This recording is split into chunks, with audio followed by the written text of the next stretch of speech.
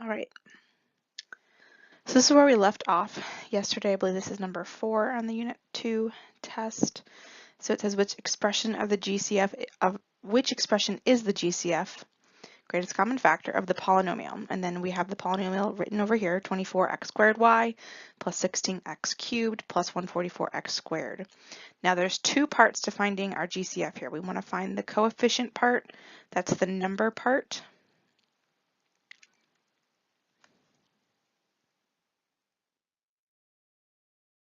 And then the variable part. Okay, so the coefficients, there's 3 coefficients, the 3 numbers on each of these terms. You have 24, you have 16, and you have 144. So you want to know what is the biggest number that you can divide out of each of these. Okay, my hint to you is that this is multiple choice. So you're going to see, can you divide 8, 2, 16? Those are the 3 different numbers you have. What's the biggest number of those 3 that can divide out of each of these evenly? Okay, so that's how you can use the multiple choice to help you find the GCF of the number part. The variable part, you want to know what is the most amount of either x's or y's I can take out of each term. So if I look just at my x's, I have an x squared, I have an x to the third, and another x to the squared. So what is the most x's I can take from each term? Okay, so you're going to answer that question about the x's first, and then the most y's. Okay, so can I take, I've got a y here, but I don't have any other y's. So could we take a y out? If I don't have any y's to give, I can't take any away. Okay, so the most you can take out in terms of a variable is actually the least exponent. So I'm going to give you another example. Let's say I had x squared and I had x to the fourth. Okay, the most x's I could take out of here would be 2 because this first term only has 2 x's to give. I couldn't take 4 away from it because I don't have 4 to give. So hopefully that kind of helps explain that, and then you can pick your answer choice based on that explanation. Okay. All right, we're going to move on to the next one. You might want to pause and finish as I kind of move through. So the second one, they're asking for the factored expression, so they want the whole thing. The front part, these here, these are all my GCFs like we just did in that last example. This time, so when I'm finding the GCF, we do the coefficient part first. So I have 4, 12, and 8.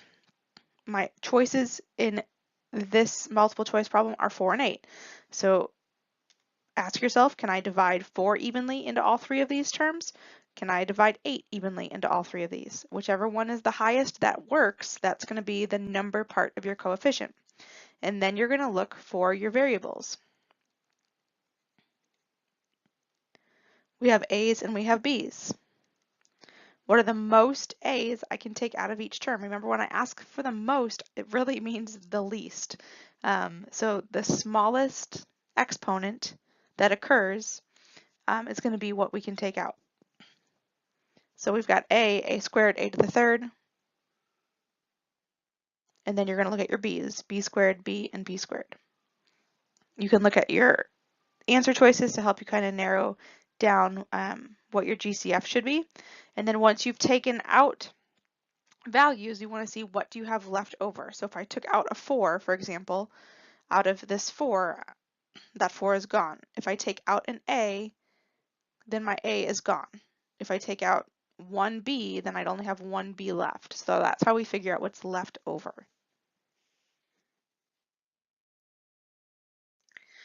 All right, the third one says choose 2 factored binomials for the expression x squared plus 6x minus 27.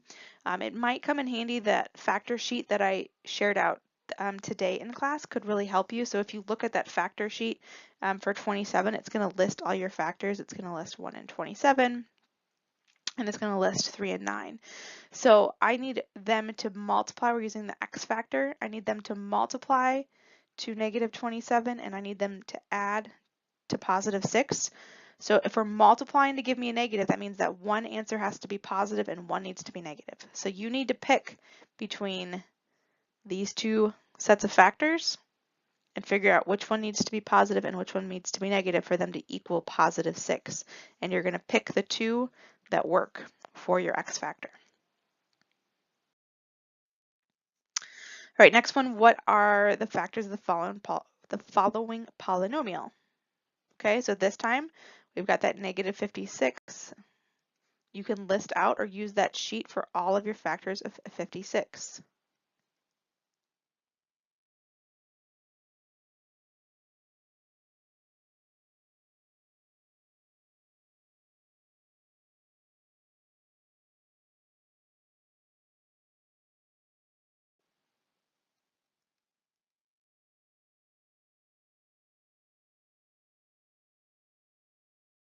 I believe those are our factors.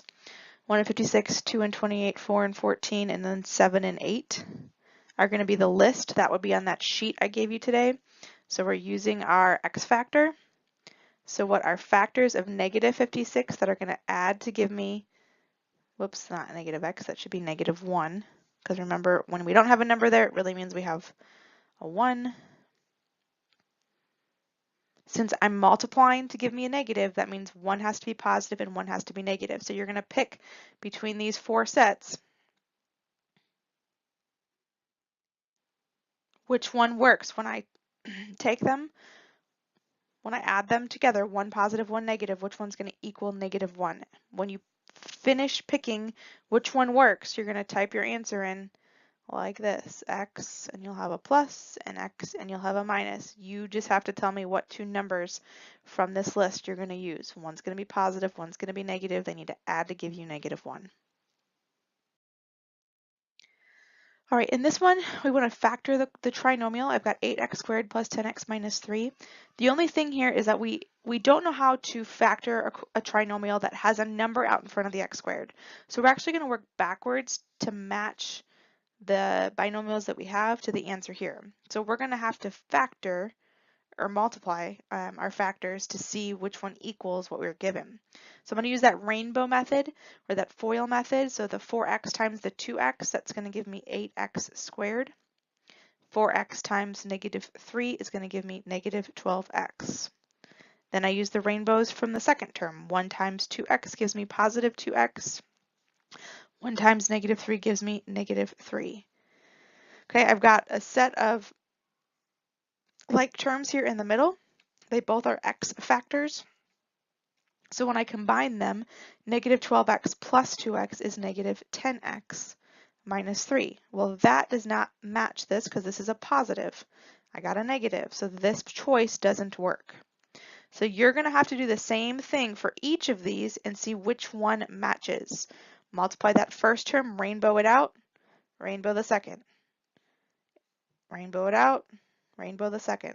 Rainbow it out, rainbow the second. And hopefully you don't have to get all the way to choice D. I don't remember which one's right, but you'll have to go through and do the same thing I did for choice A and find the one that matches this answer up here.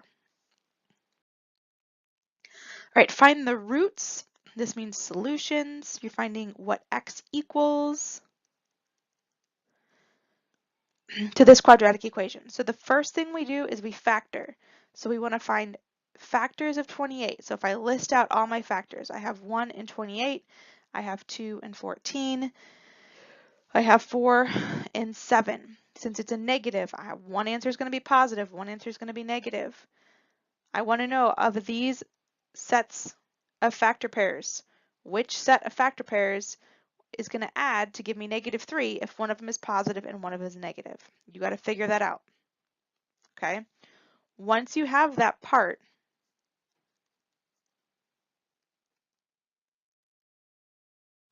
you're going to fill in the two numbers here. I'm not going to tell you what they are. I want you to pick. You're going to set both equations equal to 0. Okay. And then you're going to solve. So the one where you have a plus, you're going to undo it by subtracting from both sides. And you're going to get a negative answer. The one with the minus, you're going to undo it by adding the number to both sides. So you're going to get x equals some positive number. And then you're going to put your answer in number one, and then your second number. Just like that, no spaces.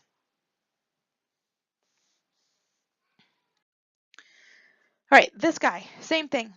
We're finding the zeros of the function. So I want to know, when does this equal 0? I've got my x factor. I've got positive 12, negative 7. What multiplies to give me 12 that adds to give me negative 7? So factors of 12, 1 and 12, 2 and 6, 3 and 4. Since we're adding to give me a negative but multiplying to give me a positive, two negatives multiply to give me a positive, but two negatives are going to add to give me a negative. So both of these need to be negative, so which pair of factors are going to add to give me negative 7? Once you find your answer, just like before, you're going to have x equals a number, x minus some number equals 0, and you're going to solve each of these for 0. Since they're both subtraction problems, you're going to add that number to both sides, and you're going to get two separate answers for x, and you're going to write your answer like that with no spaces. Last one, same process. X squared plus 4x equals negative 4, except notice that I need my equation to be in standard form before we can solve it. All right, so I'm going to have to first move the negative 4 to the other side. And to undo subtraction, we know we need to add. So I'm going to add 4 to both sides. X squared plus 4x plus 4 equals 0. Same thing as all of the other ones we've done. What multiplies to give me 4, that's going to add to give me 4. They're both positive, so these factors are going to be positive. So factors of 4, 1 and 4, 2 and 2. Which pair multiply to give me 4 that add to give me 4? Fill those numbers in and then solve, just like we did in the last two examples. All right. Hopefully that helps as you're moving through, help you get set up on each of those problems. If you're still stuck on something, let